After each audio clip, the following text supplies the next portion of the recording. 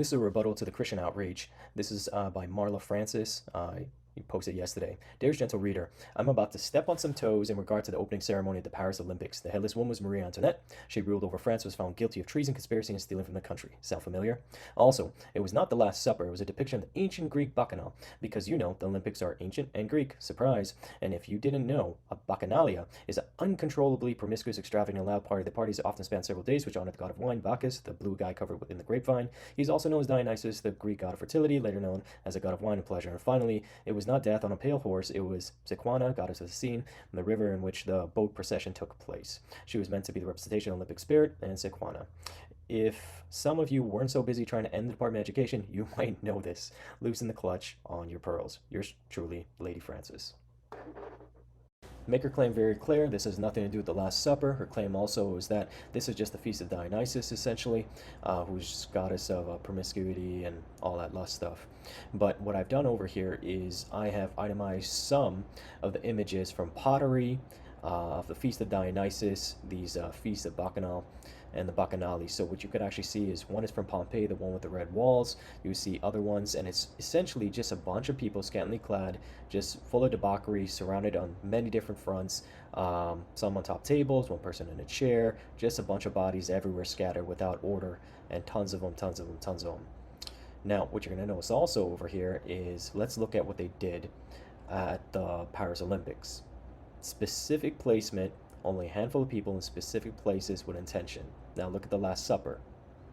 Which one looks more like the Feast of Dionysus, and which one looks more like the Last Supper? What they've actually done here is they superimpose the Feast of Dionysus to hijack the Last Supper, and that's exactly what this is.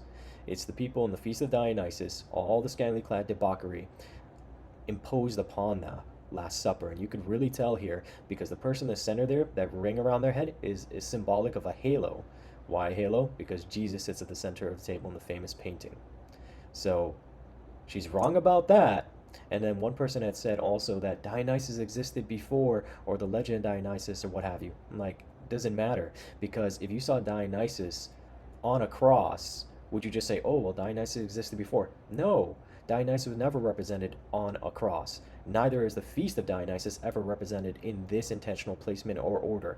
It has always been the Last Supper in this order. It has always been Jesus on the cross. It's never been Dionysus in any of these places. So this is complete hypocrisy. The next slide. They claim that this horseman riding on the water, head fully covered in a cloak, running on with a horse running on the water, and this rider on top. They're claiming that this is Sequana, the goddess of the Seine, which is the river in Paris. I was just in Paris a couple months before the games began, and no, this is not Sequana. In fact, the own museums in Paris depict Sequana looking very differently. Here's an image of Sequana. She is depicted in, I believe this image is from 100 AD, I believe. But basically, this is a statue. She's typically sitting or standing in a duck boat, and she has her hair uncovered, either braided and fully down or fully just down. That is the traditional image of Sequana. Her head is not covered in a cloak, and she's not riding a horse. In the majority, 99+% of all images you would ever find. So, no. So as you can see over here, this one baseless claim has already got 32,000 likes, 11,300 comments, and 152,000 shares. If only the truth could spread that fast. I mean, they could put Dionysus on a cross and say it has nothing to do with Christianity. That's exactly what this is. And people will share it and like it. It is ridiculous. So we originally called this hypocrisy because they literally came out saying that this will all be about inclusion and non-discrimination. Their whole focus on the opening ceremony. And what did it turn out to be but complete discrimination against Christians, and really just a mockery, trying to make a mockery of Jesus. But God will not be mocked.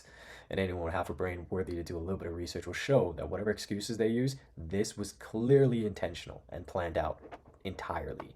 Now, in addition to that, why is it always Jesus being mocked? Why is it always Jesus' name taken as a curse word? Why isn't it Muhammad? Why isn't it Buddha?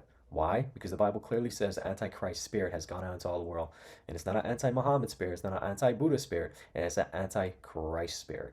So, although this is somewhat frustrating, especially all the lies and deceit around it, saying, oh, this is just about a Greek festival and all this stuff, it's not true. It's not unexpected. that people are going to continue heading in this direction. We've had rappers from all these other people and musicians do music videos with crosses and all this stuff for how many decades now, and now you just have it on bigger and bigger platforms now. So we're not surprised. We just don't like being lied to. Just tell us what you're doing. But in truth, you're so confused you don't know why you're doing it.